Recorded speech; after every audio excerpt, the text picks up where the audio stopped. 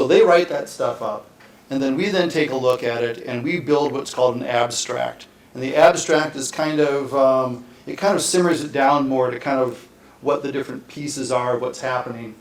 And then from that, this is all layman stuff again, right? Okay. And then we try to do some claims.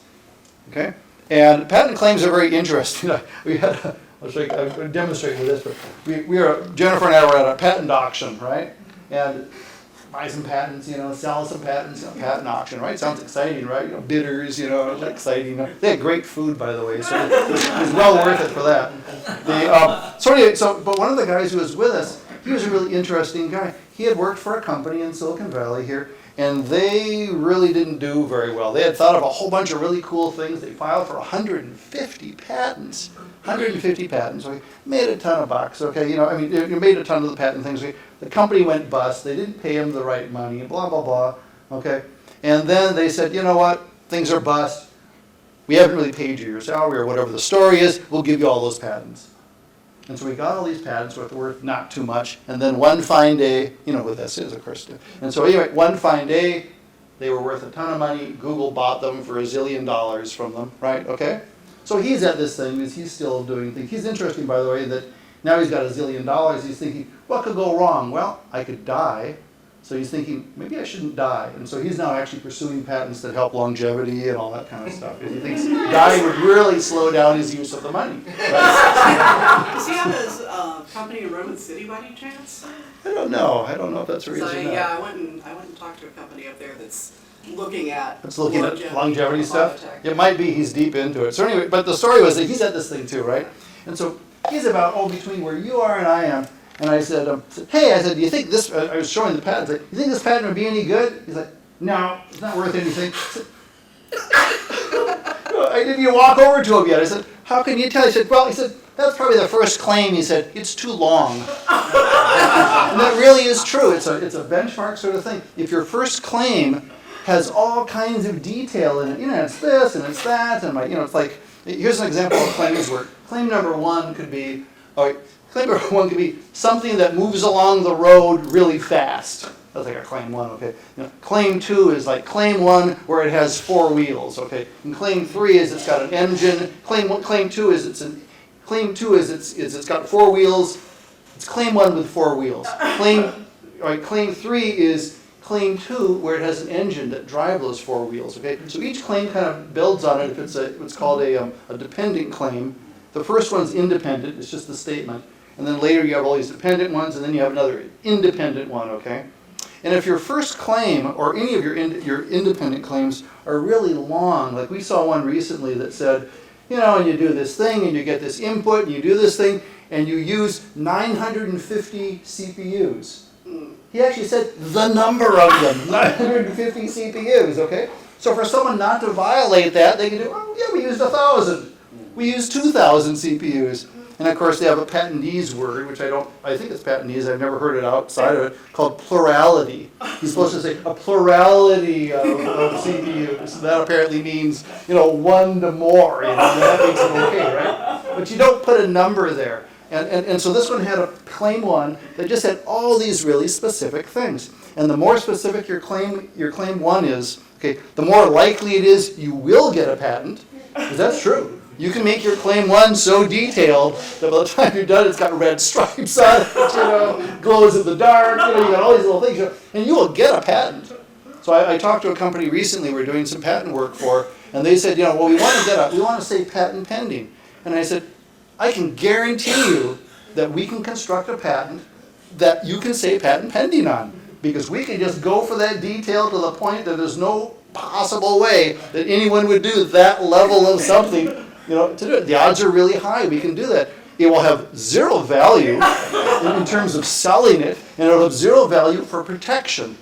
But sometimes as a startup, your reason for the patent isn't either of those things. Your reason for the patent is that whoever your investors are want to check box that thing off.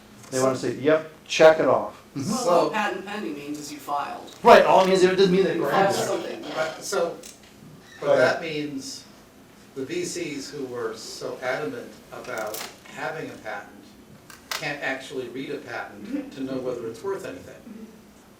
Sometimes they do it, sometimes, well, they can't know if it's worth anything, that's for sure, no matter what. But they might be able to tell that this patent's pretty darn specific and probably has no offensive value. Meaning that for someone to infringe on it would be really weird because they can just change any minor part of it and then they can just get around it.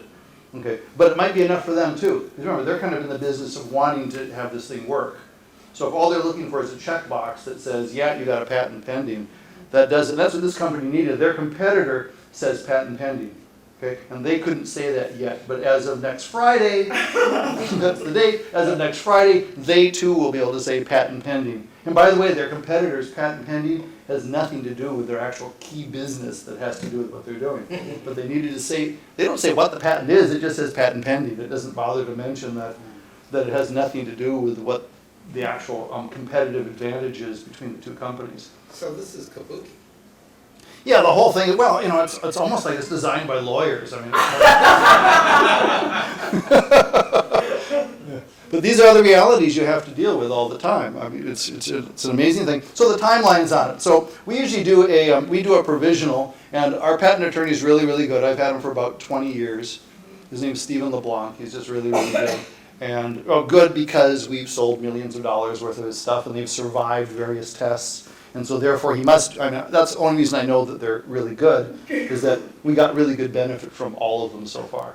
And we've sold, probably 90% of our patents we've sold for, you know, large amounts of money, which I thought was normal, but is not normal. So that's a good thing. One question I had, I've seen Yeah. this where I work, is how do you instill in the engineer who's not thinking down this path? I mean, maybe if you've been at the average company, how do you instill that maybe what you're thinking is patentable? How do you get that? You have to have actual workshops for them, where you get them thinking about when you're approaching a problem and it's a really difficult problem and you thought of some incredibly, in your mind, creative way to solve it, okay, that you don't think anyone else would have thought of, okay, that might have some patentability to it. That's what we do. That's what when we're talking to our engineers. We tell them, it's got to be that. If they're just writing some code, it's like whatever, you know. But they get to this one kind of problem that they come to and they thought it was something so creative that they just feel like they should brag about it to everyone. Okay. That's the piece that might have some patentable attention to it. Then you have to learn, you know, how to search and, you know, look for some things reasonably. You don't want to search too hard again, remember? You know, you just want to search reasonably. All right, so that's the first thing is the provisional. And go ahead. So one of the companies, I think in Europe, where the biggest ratio of patent per head count was Philips. Oh, Phillips. And Okay. so 1980, 1990s, and what they were doing, they had a special team of people that were regularly interviewing engineers to understand what could be patentable. Oh. So in fact, the burden was not on the engineer, the burden was on that specific team, at least after they have some kind of, I would say, workshop or work to try to select them and to see what are the most valuable, considering that they were in the consumer electronics, that was very difficult for them, and they had a huge amount of patents. That seems really smart because that way they could just, the engineers didn't have to think too carefully about it. They just got interviewed and they extracted the information given that they were good enough at it.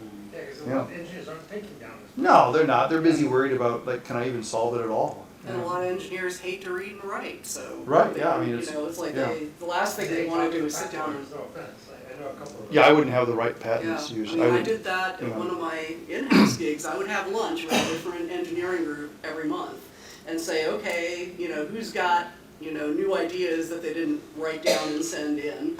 And if we, you know, still had time after that, it's like, okay, what challenges are you facing? Let's have the room brainstorm about it. And if we still had time, it's like, well, like the manufacturing group, they weren't thinking in terms of patents at all. It's like, tell me a war story, you know, where you could not find an off-the-shelf solution.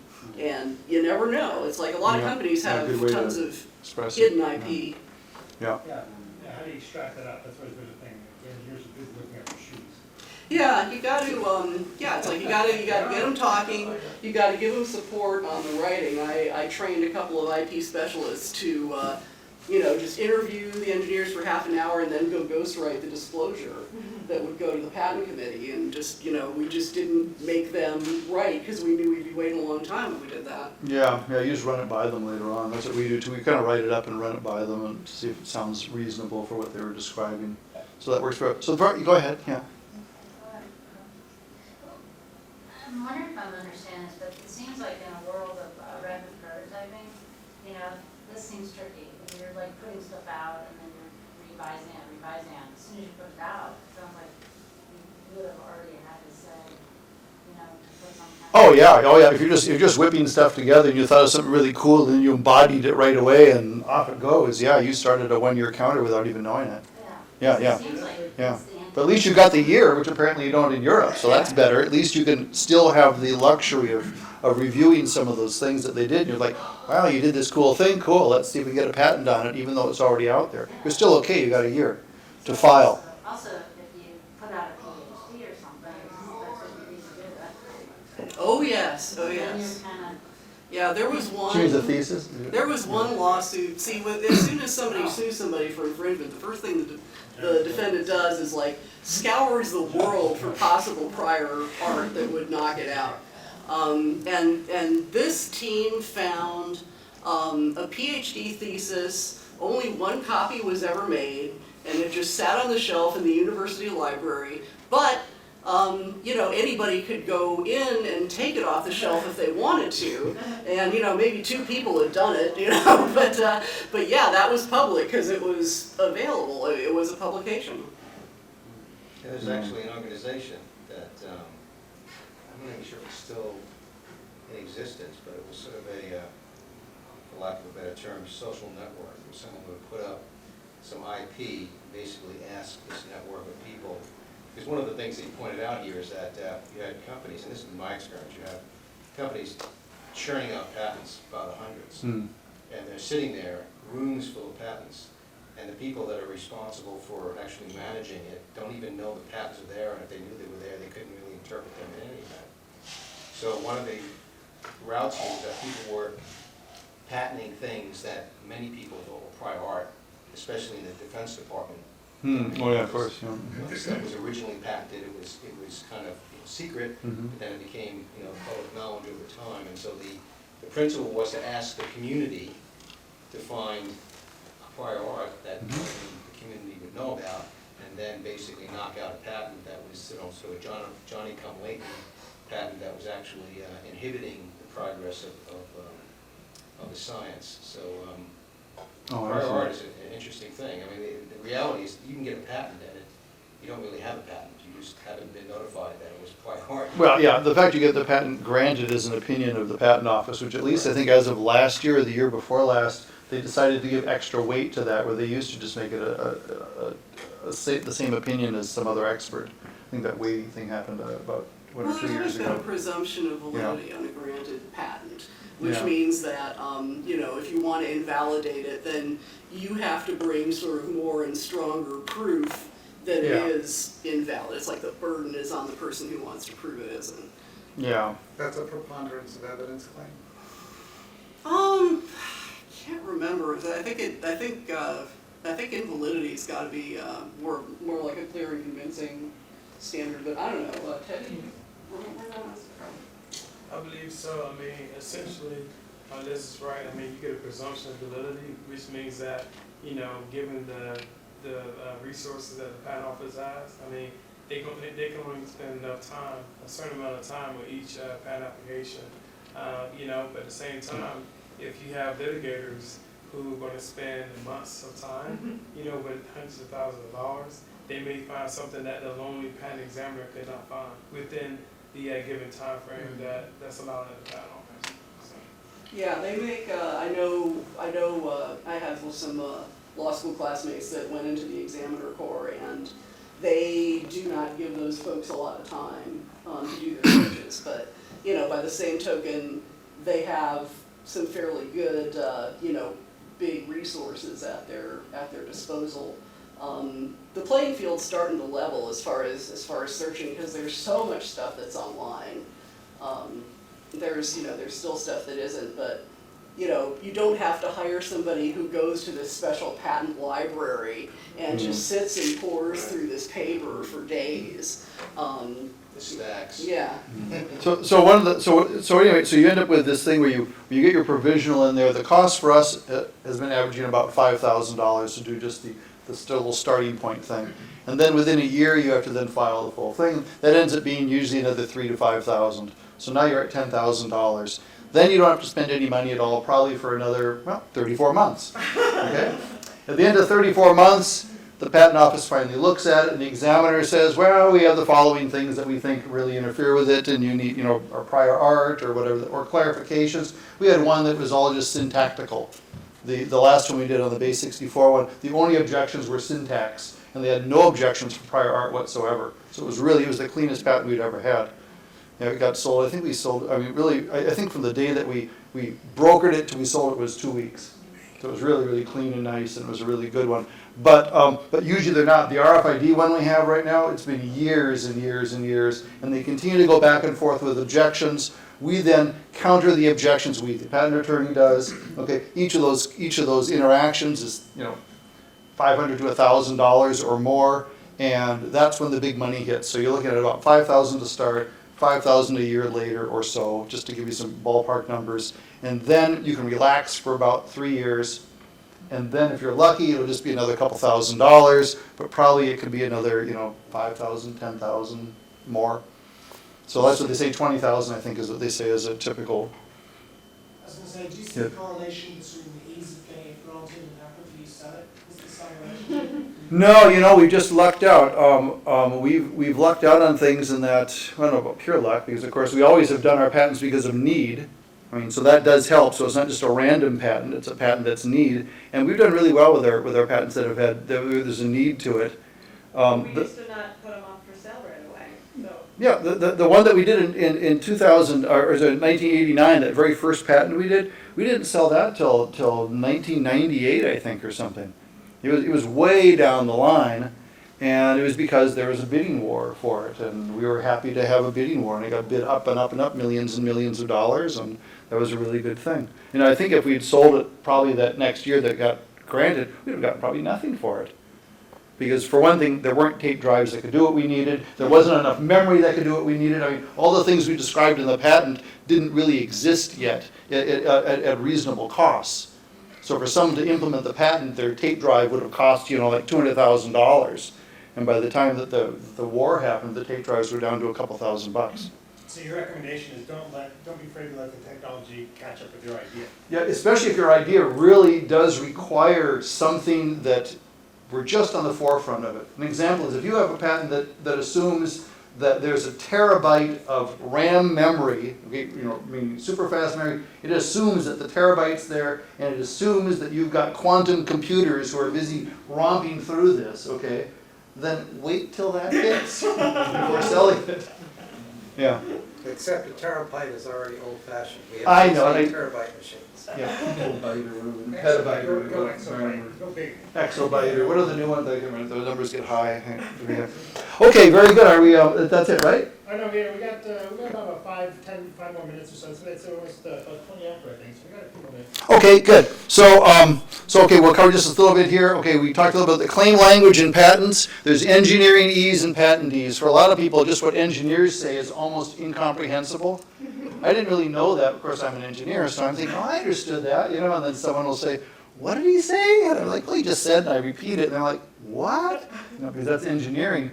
But boy, when you look at the patent stuff, oh, that's really bizarre, because they're using words that you've heard of before, but in ways that you've never seen them expressed. And they have very specific meaning in the patent business. Every one of those words has been in some what's called a Markman hearing, where they've figured out what that word really means. An example, there was I guess a famous Samsung one that had to do with the word surround.